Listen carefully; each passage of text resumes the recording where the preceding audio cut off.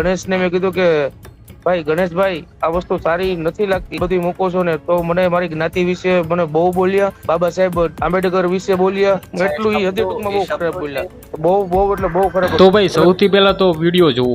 જે રીતે મિત્રો વાત કરી તો સંજયભાઈ સોલંકીએ એવું કહ્યું છે કે ડોક્ટર બાબા સાહેબ આંબેડકર, અને મિત્રો વાત કરી તો અમારા સમાજને મિત્રો તે ખુલ્લેઆમ ગાળું દઈ રહ્યા હતા. શું તમને લાગે છે જે રીતે મિત્રો વાત કરી તો ગણેશભાઈ ગોંડલ મિત્રો એમ કીધું ડોક્ટર બાબા સાહેબ આંબેડકરને ફૂલહાલ પહેરાવી રહ્યા છે. મિત્રો ઘણા બધા લોકો એમ કહેશે કે ભાઈ તમે બધા સૌ એમ મિત્રો ગણેશભાઈ ગોંડલને સપોર્ટ કરવા લાગ્યા છો. તો ભાઈ એવું નથી ભાઈ, જે સાચું છે તે સામે લાવવું. કારણ કે મિત્રો તે ભાઈ સંજયભાઈ એનું એક ઇન્ટરવ્યૂ લેવામાં આવ્યું હતું, ત્યારે તેને એવું કહ્યું હતું ડોક્ટર બાબા સાહેબ આંબેડકરને મિત્રો ગણેશભાઈ ગોંડલ છે તે મિત્રો ગાળું બોલી રહ્યા હતા, સાથે મિત્રો ખરાબ કહી રહ્યા હતા. તમને શું લાગે છે મિત્રો, જે રીતે ભાઈ ફોટો વાયરલ થયો હતો, અત્યારે ભાઈ આ વિડીયો સોશિયલ મીડિયામાં ખૂબ જ વાયરલ થઈ રહ્યો છે.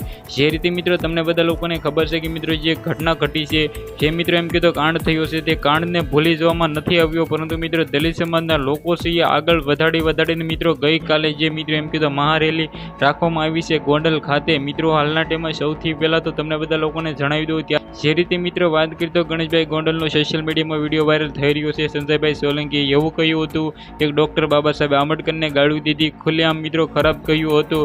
મિત્રો તે રીતે તમે ઉપર જોઈ રહ્યા છો મિત્રો ગણેશભાઈ ગોંડલ છે મિત્રો દલિત સમાજના મિત્રો ડાયરાઓમાં પણ જતા હતા, સાથે સાથે મિત્રો જે પણ મિત્રો હોય કાર્યક્રમ તેમાં પણ ગણેશભાઈ ગોંડલ જતા હતા અને મિત્રો ખુલ્લેઆમ દિલથી મિત્રો સપોર્ટ કરતા હતા. પરંતુ મિત્રો દલિત સમાજના લોકોનું એવું કહેવું છે કે અમારા સમાજને ખુલ્લેઆમ આવું કહી રહ્યા છે. તો મિત્રો તમને શું લાગે છે કમેન્ટ કરવાનું બિલકુલ બોલતા નહીં. આ વિડીયો વિશે તમારે શું કહેવું છે? આજના વિડીયોમાંથી આટલી જ માહિતી. આપણે એક નવા ઇન્ટરેસ્ટિંગ વિડીયો સાથે મળીએ, ત્યાં સુધી બધા લોકોને જય હિન્દ.